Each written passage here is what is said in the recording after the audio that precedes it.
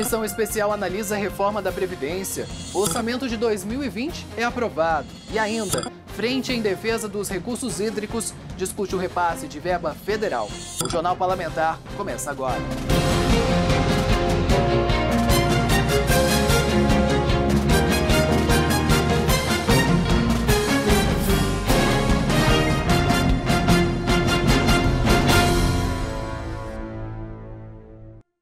Olá! A Comissão Especial de Análise de Emendas à Constituição reuniu-se nesta quarta-feira para analisar e emitir parecer sobre a proposta de emenda à Constituição do Poder Executivo, que trata da reforma da Previdência Estadual. Os deputados que integram a comissão especial para analisar projetos de emenda à Constituição se reuniram na sala da Presidência para votar a PEC que trata da Previdência dos Servidores Públicos Estaduais. Apenas Pedro Kemp, vice-presidente do grupo, votou contra. A minha posição contrária à PEC da reforma da Previdência dos Servidores, primeiro se dá em função da celeridade com que ela tramitou na Assembleia Legislativa. Nós gostaríamos que o regimento fosse cumprido com 10 sessões no mínimo para o recebimento de emendas na pauta e que a gente tivesse um tempo maior para a discussão de um projeto que é bastante técnico e que mexe profundamente na vida dos servidores públicos, aumentando prazos, de contribuição e idade mínima para aposentadoria e alterando vários outros pontos das regras da Previdência dos servidores. Então, em função desse espaço curto, que não nos permitiu, por exemplo, fazer uma audiência pública com os servidores para analisar as especificidades das categorias e discutir melhor as emendas que foram apresentadas, é muito ruim e eu tenho que me posicionar contrário a esse método. Segundo, me posiciono também contra porque esta PEC, ela está praticamente desconstitucionalizando as regras da Previdência dos servidores públicos. O que significa isso? Ela está retirando da Constituição e remetendo para leis ordinárias que vão depois regulamentar os critérios, os requisitos para a aposentadoria dos servidores. Isso é muito ruim, porque uma lei ordinária ela pode ser modificada com mais facilidade, não precisa de um quórum qualificado, é o caso da emenda constitucional. Então, quando as regras estavam na Constituição, todas elas, para modificação precisaria de um quórum qualificado, uma tramitação especial. Agora, como ela está sendo aprovada, retira-se da Constituição e uma lei ordinária pode modificar a qualquer momento. Outro ponto importante é que essa PEC desconsidera algumas características e segmentos de servidores que merecem uma atenção especial. E eu chamo a atenção aqui, por exemplo, para as regras de aposentadoria dos servidores com deficiência. Hoje existe uma regra na Constituição que estabelece uma redução dos prazos de contribuição dos servidores com deficiência. E isso está sendo praticamente abolido, e outras categorias que mereceriam uma atenção por ter um trabalho que põe em risco a sua saúde, isso também não está sendo considerado. Então, por essas razões principais, é que eu estou me manifestando contrário à aprovação desta PEC. Relator da proposta de emenda à Constituição, o deputado Evander Vendramini, do PP, levou em consideração a comparação entre os déficits dos servidores ativos e dos aposentados e pensionistas. Essa reforma da Previdência deveria ter sido feita há muito tempo, Hoje quem paga, não só no Mato Grosso do Sul, mas quase todos os estados da nossa federação, é a população, justamente aquele que mais trabalha, que contribui, que no final se aposenta através do INSS. Você tem uma ideia, nós temos um déficit hoje no estado aqui monstruoso. Aquilo que o servidor contribui, o ativo, é em torno de 44 milhões mês. E o estado tem que aportar mais de 200 milhões mensalmente para que os inativos e pensionistas possam receber a sua aposentadoria.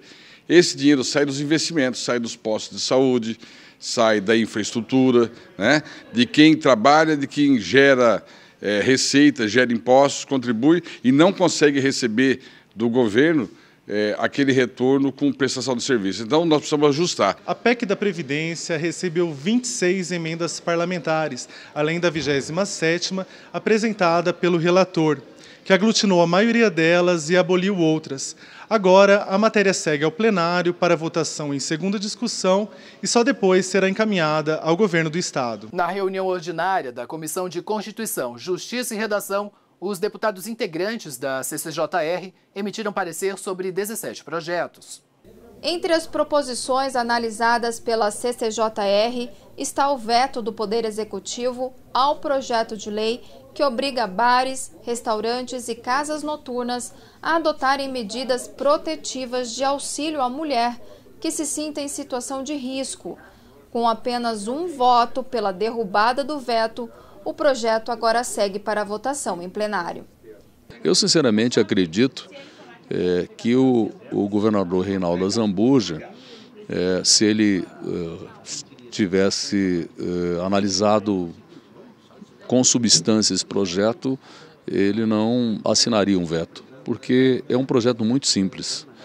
É simplesmente alguém da casa noturna, do bar, do restaurante, que está lá presente, seja o proprietário, o atendente, o segurança, quando ele for abordado por uma mulher que está se sentindo ou assediada, importunada, essa pessoa simplesmente vai acompanhá-la até o veículo. Porque se alguém está ameaçando-a ou prometendo alguma violência a ela, ela não pode simplesmente ir sozinha para o transporte que ela vai utilizar, porque nesse ínterim aí, nesse caminho, ela pode sofrer algum tipo de violência. E a outra previsão no projeto é de que se comunique à polícia. Se nós formos analisar bem, o próprio Código Penal brasileiro já prevê a omissão de socorro como crime. Se você está vendo que alguém está em perigo e não toma nenhuma atitude, você pode ser apenado por isso. Esse projeto vem só contribuir com a questão da violência contra a mulher. Não interfere na livre iniciativa, na minha opinião. Ainda durante a reunião, 8 projetos receberam parecer favorável. Entre eles, o que proíbe o uso de sacolas plásticas em estabelecimentos comerciais e também o que proíbe a cobrança aos novos moradores de contas não pagas. O Jornal Parlamentar volta depois do intervalo.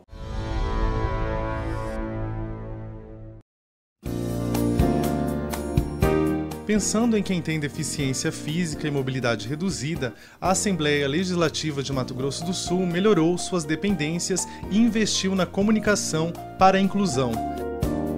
Rampas com corrimões em braille facilitam o acesso dos cadeirantes e cegos. Quem não enxerga pode usar pisos táteis como guias aos 2 plenários, saguão, banheiros e elevador. Bebedouros e banheiros adaptados, rampa no plenarinho, assentos especiais no plenário e escadas sinalizadas são realidade. No estacionamento, a reserva de vagas atende a quem precisa. O telejornal Legislativo Visual, apresentado por intérpretes de Libras, aproxima a comunidade surda da TV Alemes.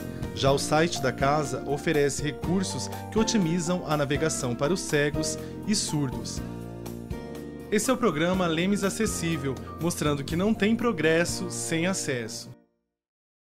Comemoramos em 2019 os 40 anos de criação da Assembleia Legislativa de Mato Grosso do Sul por meio da promulgação da primeira Constituição Estadual em 13 de junho de 1979. Para celebrar a data e firmar o valor da Casa de Leis na sociedade, a Alemes promove diversas ações, como o primeiro prêmio de jornalismo, para reconhecer as melhores reportagens sobre o Legislativo.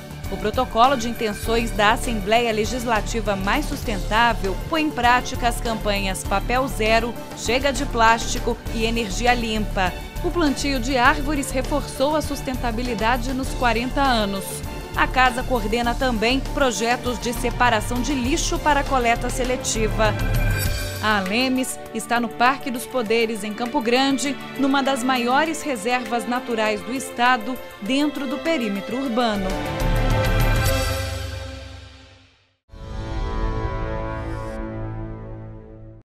O orçamento de mais de 15 bilhões de reais para o Estado no ano que vem é aprovado após análise de emendas e do mérito do projeto.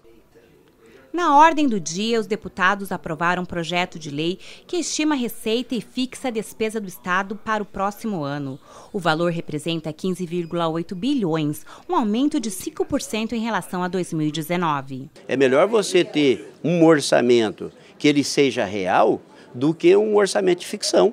É melhor eu ter prever 5% e acontecer 10%, do que eu prever 10, 15 e acontecer 5, porque eu vou ter déficit orçamentário no final do ano. Eu posso empenhar mais despesa do que receita. Então eu penso que cautela em aspecto orçamentário é igual canja de galinha.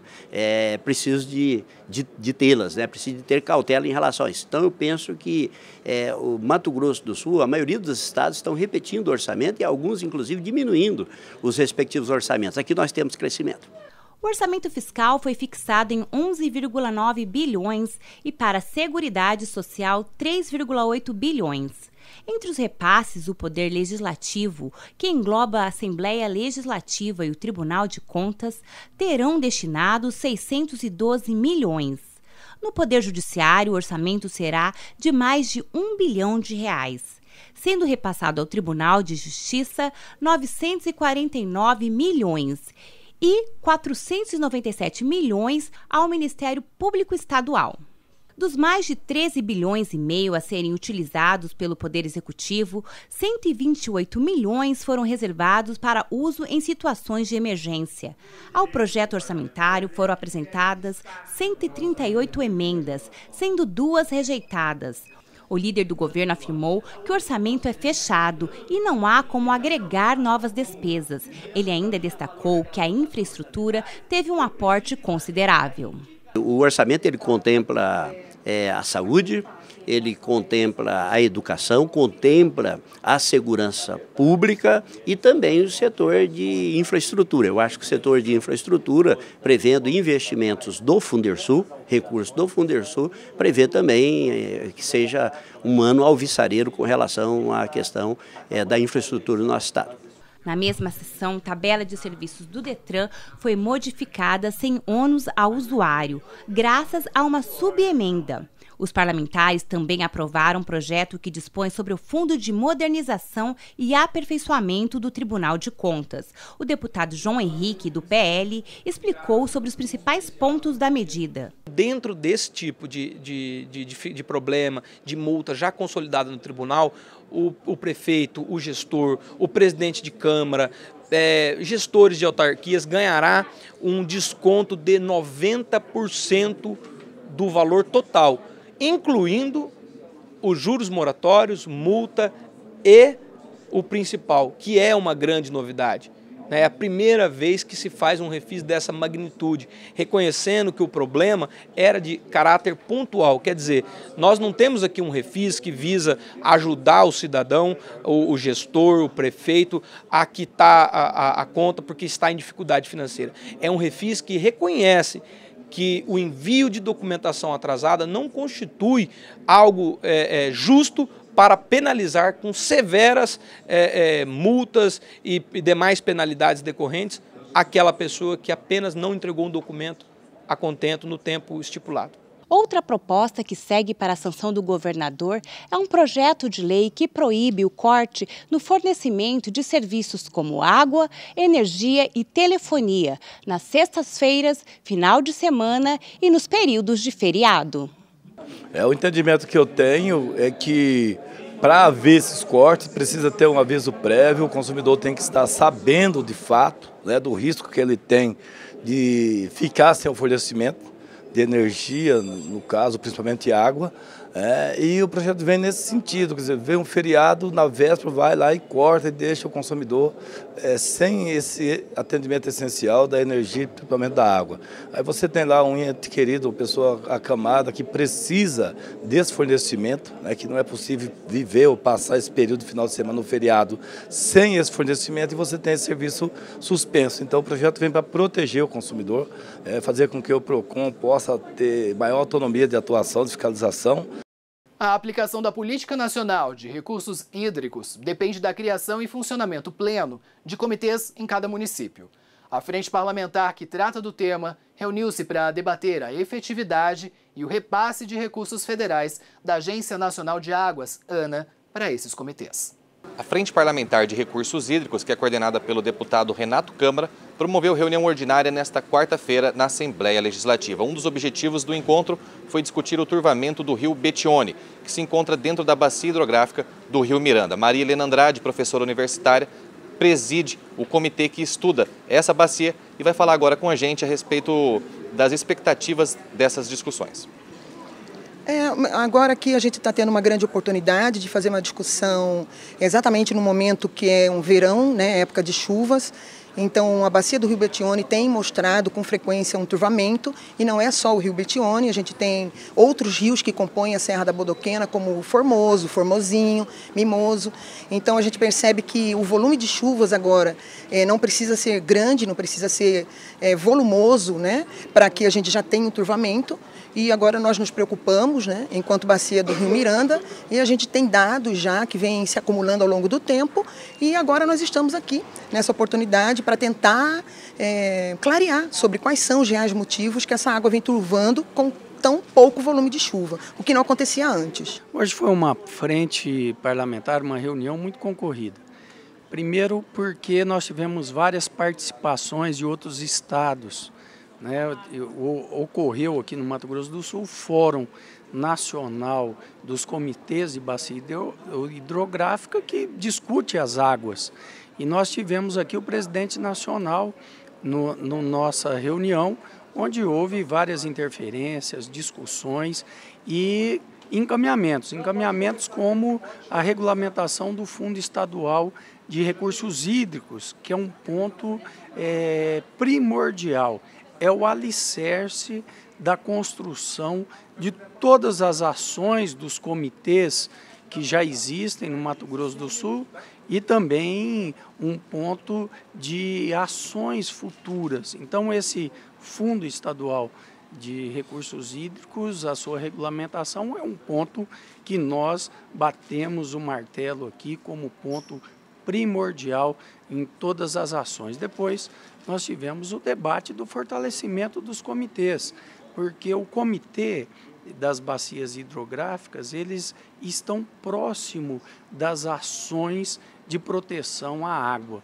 São eles, a sociedade civil, junto com a governança municipal, junto com as empresas, os empresários, os agricultores, que discute quais são as melhores ações para proteger os nossos recursos hídricos, que é um bem fundamental de desenvolvimento, principalmente se tratando de desenvolvimento industrial e também desenvolvimento agrícola, porque o futuro é a irrigação, o futuro, sem dúvida nenhuma, é os recursos hídricos. Então, foi uma discussão que nós tivemos vários avanços, várias ideias, várias questões para ser debatidas e que fechamos esse ano com um balanço muito positivo de várias conquistas pela Frente Parlamentar de Recursos Hídricos.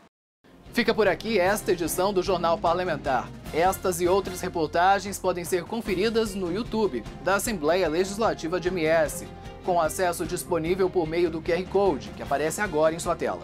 Siga acompanhando aqui no canal 9 da NET a nossa programação e também as nossas mídias sociais. Até mais!